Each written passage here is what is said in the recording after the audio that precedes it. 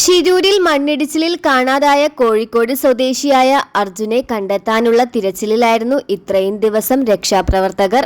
മണ്ണിടിച്ചിലിൽ കാണാതായ അർജുന്റെ ലോറി കണ്ടെത്തിയതിന്റെ സന്തോഷത്തിലായിരുന്നു ഇന്നലെ കുടുംബാംഗങ്ങൾ.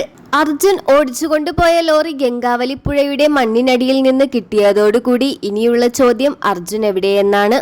അതിനുള്ള ഉത്തരം ഉടൻ തന്നെ ലഭിക്കുമെന്നാണ് പ്രതീക്ഷ. അപകട സ്ഥലത്ത് നിന്ന് കുറച്ചു ദൂരെ മാറിയാണ് ലോറി കണ്ടെത്തിയത്. ലോറിയുടെ ക്യാബിനകത്ത് അർജുൻ ഉണ്ടോ എന്നാണ് ഇനി ദൗത്യസംഘം അന്വേഷിക്കാൻ പോകുന്നത്.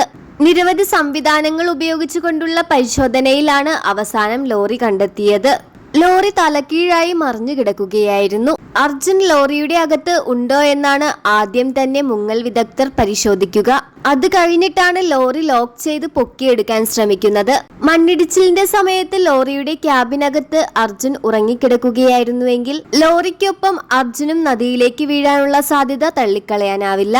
ലോറി എഞ്ചിൻ ഓണാക്കി പുറത്തിറങ്ങിയതാണെങ്കിൽ ഒഴുക്കിൽപ്പെടാനും സാധ്യതയുണ്ട്. ലോറിയുടെ ക്യാബിനിലാണ് തുടക്കം മുതലേ കുടുംബക്കാരും ബന്ധുക്കളും പ്രതീക്ഷ വയ്ക്കുന്നത്.